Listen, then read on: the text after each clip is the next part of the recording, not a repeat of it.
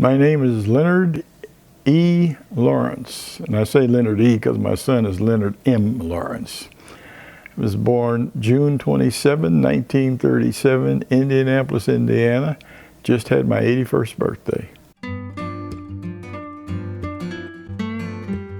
I went in the Air Force in 1963. I spent a year of internship, and I was a general medical officer.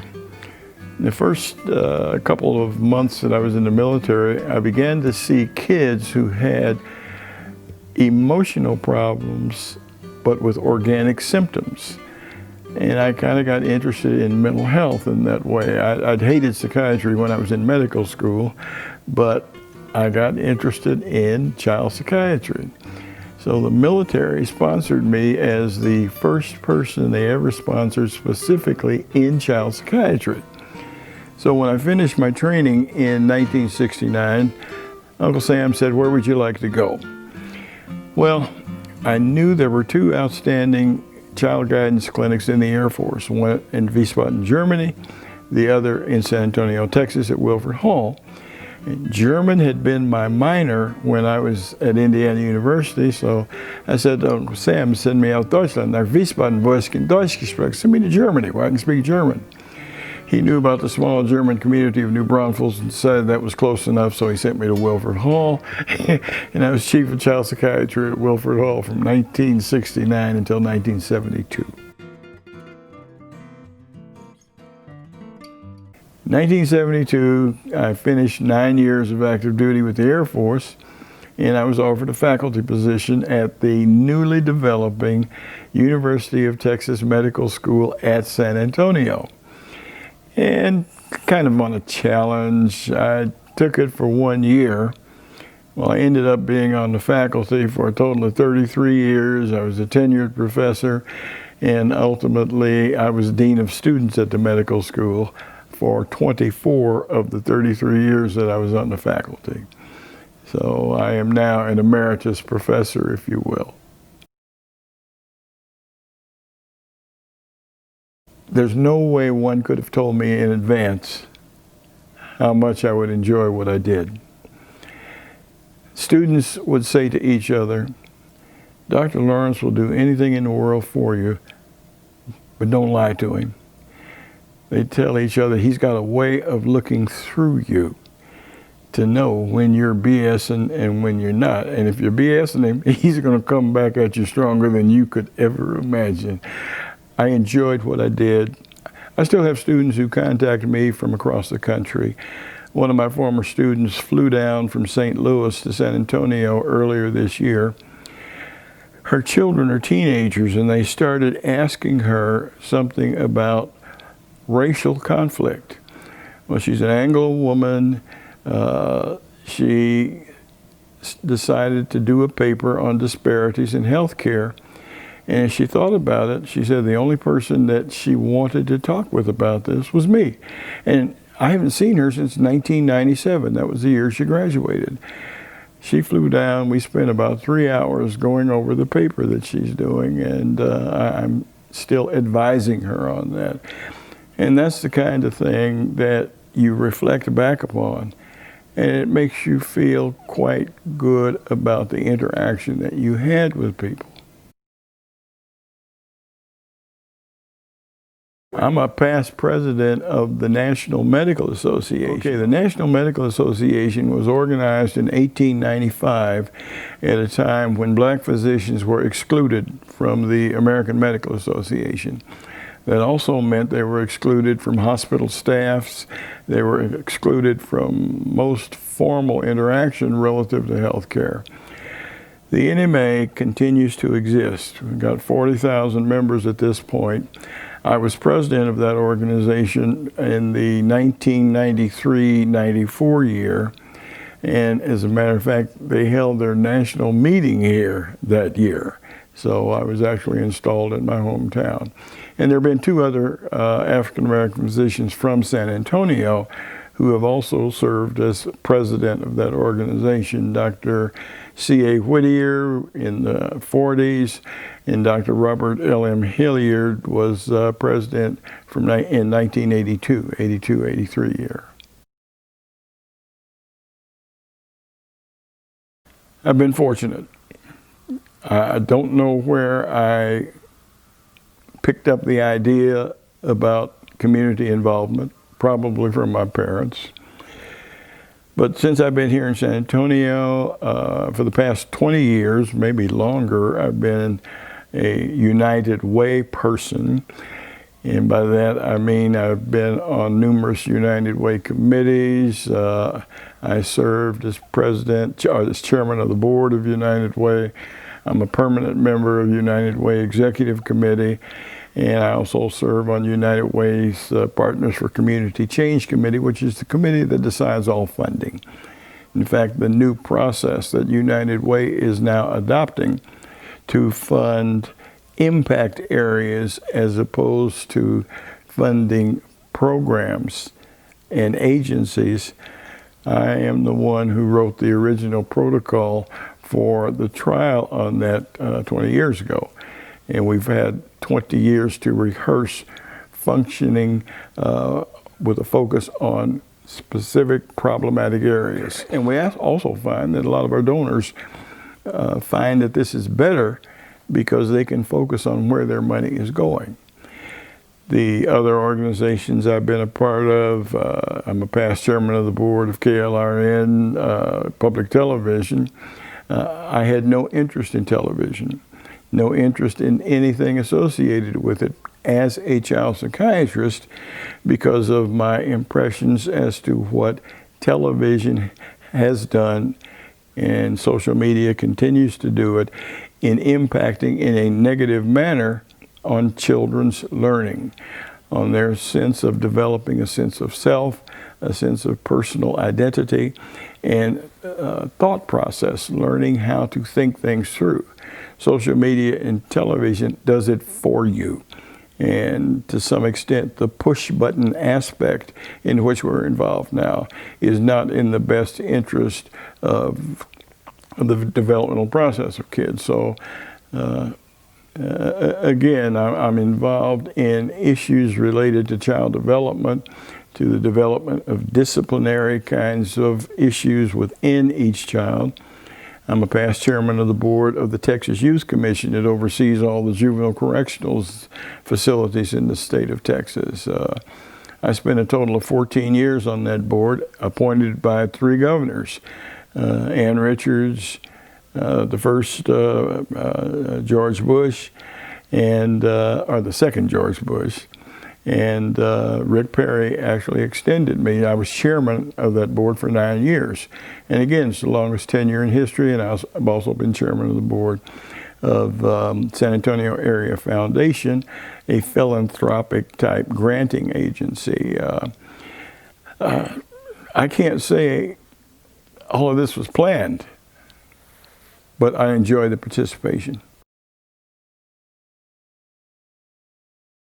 San Antonio is an interesting process. When I first got here, it was the year after Hemisfair. I didn't know the history. 2 months after I got here, I got a call from 2 social workers on the east side of San Antonio. Now, at that time, it was just a couple of years after the height of economic productivity on the east side of San Antonio. Unplanned in the process, Hemisfair impacted in an extremely negative way as far as east side economic development and productivity, because in effect it provided a transportation barrier and access to service systems from people on the east side, which at that point in time was predominantly African American, was all of a sudden tremendously restricted. These 2 social workers who called me were trying to trying to develop a social service system out of what had been the original black orphanage in San Antonio. A lot of people don't know that in the early 60s and well before, there were 3 orphanages here. One was Ella Austin Orphanage, which was for black kids on the east side. Another one was Mexican Baptist Children's Home, which is a residential facility out on Interstate 410 West. And the other was Protestant Children's Home, which was at Bandera and Woodlawn for Anglo kids.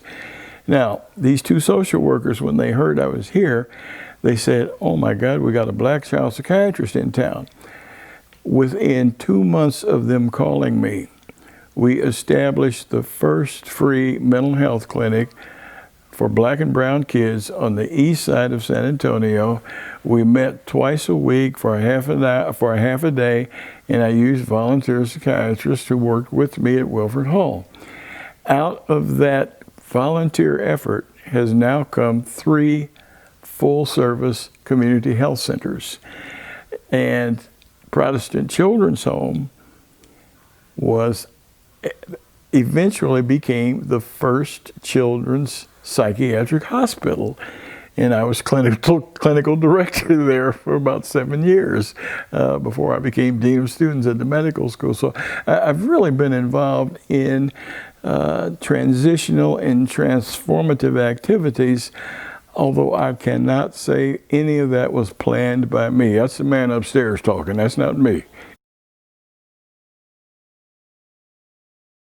Well, let me start by giving you an example that really reflects, well, two examples. Whenever I lecture to parent groups, I say that children need to be approached with capital F, small l, humongous C. Now we think about TLC, tender loving care. Well, capital F, firm, small l, loving, humongous C, consistency. Too many young people are totally undisciplined. And when I say undisciplined, to some extent, families do not engage in direct, firm discipline, which facilitates proper development. Now, again, I'm giving you my opinion, and I've not been reluctant to do that at any point in time. I think too many of our young people use what they see on television, use what they read in social media as gospel. And that's where they get their models. And unfortunately, while there is certainly value in technology, from my standpoint, the negative aspects from a developmental perspective are really more paramount. Kids learn attitudes between the ages of 0 and 3 years of age. They learn it not by being taught didactically, but they learn it by gestures, by inference, if you will, by exposure, who you're exposed to during that period of time. The commentary that you hear, you may not understand it, but you incorporate it within your being. One of the things people have heard me say a lot recently is racism is taught at the kitchen table in the first 3 years of life. It's a fact of life. I can't change it. But the more people who understand the role of nonverbal communication. I used to watch one of my daughters-in-law with one of my grandkids. She started reading to that youngster when that youngster was 2 months of age. She'd be sitting there reading to the youngster. And over the years, I've watched that grandchild evolve into one heck of a reader, thinker, able to achieve through her own particular thought process. And I've seen the same thing in her sister, I've seen the same thing in their brother, and in my other 2 grandsons, the same thing happens within their home. The communication direct from parent to child. Now, you say, well, people are working. They don't have time to do that. Yes, they do. Only takes 15, 20 minutes a day to establish the pattern. When I was chairman of the board of the Texas Youth Commission, a young boy came up to me one day, "Doc, when are you going to let me out of here?" And I turned around, I looked at him, and I said, "Boy, when the day comes that I don't have to be concerned that I might have to turn around because you tried to stab me in the back and stomp you into the ground, then I will think about letting you out." He turned to the other kids who were with him and he said, "Doc's a bad one." I said, "And don't you forget it." That kid went on and graduated from college, single parent family, no money, graduated from college, and he is a very effective community organizer and advocate for young people. That doesn't happen all the time. It really doesn't. But the clarity and the directness relative to discipline and to expectation, FLC, firm, loving consistency, it's part of me. I talk about discipline. I got a razor strap hanging in the closet. And when I was a kid, there are times I used to think that razor strap was glued to my mother's hand. And the other part was aimed toward my posterior. Now, does that mean I believe in, quote, corporal punishment? Yeah, I do, but I don't necessarily advocate that. I advocate a clear approach to discipline within a family system. The approach was very clear. My parents, my father had an 8th grade education. My mother didn't finish high school till after I went to grade school, but there was no question that I was going to school and I was going to perform and I was going to do exactly what the teachers told me. As a matter of fact, when I was in the 5th grade, it got to the point where I had to bring a note home every day about my behavior, and they stayed on me like white on rice. Again, that disciplinary approach was extremely important in me. Now, the other thing that was important for me, the school I went to happened to be one that was a school taught by Catholic nuns. We weren't Catholic, but I came out of the projects, and a couple of kids who were a year older than I was had flunked the school in the projects. And, you know, my father's a chauffeur and my mother's a maid. They talked to the people at the daycare place where I went for daycare. And what the people said is, "We don't know much about them Catholics, but that school where they go across the street seems like it's okay." Well, one of the nuns, who was the provincial, I think that's what they called her, she used to come twice a year and she would say this: "Teach these kids enunciation, teach these kids pronunciation." What she was really saying is, teach these kids how to use the English language. Because when you learn how to use the English language, you also learn how to think. You learn how to project. You learn how to communicate in such a way that your role becomes more meaningful and you become a source of self-respect for the person that you look at in the mirror in the morning. And as I tell young people now, the only person you ever have to really satisfy is that person you look at in the mirror in the morning. Now, I'm going to add to that the fact that the man upstairs has taken care of this old boy. When I used to be chairman of the Texas Youth Commission, I'd go around and talk to the volunteer organizations, and most of that was on Sunday. And we'd be meeting in a hotel ballroom, and the chairman of the board always had a chance at the microphone. In fact, most of the time I was the main speaker. And I'd always start my talk by saying, "Let the church say amen." And somebody said to me one day, "Doc, aren't you afraid somebody will get on your case about separation of church and state?" I said, "Well, I walk in, I look around, I can't see anybody in here big enough to whip me, so let the church say amen." I know I have a little BS in me. I know I have a lot of it. But the fact of the matter is, I'm comfortable with my approach. In 1991, when our youngest boy graduated from college, his mother, my wife, says, I think I'll get a PhD. She was a special education teacher, already had a master's, but because of racism within local school districts, she couldn't get promoted. So I looked at her and I said, okay. And she said, but I'll be old when I finish. I said, you're going to be old anyway. You might as well be old with a PhD. In December of 1994, with all three of our children and our daughters-in-law in the audience, all University of Texas graduates, she walked across the stage at G. Raleigh White Coliseum, Texas A&M University, and was hooded for her PhD.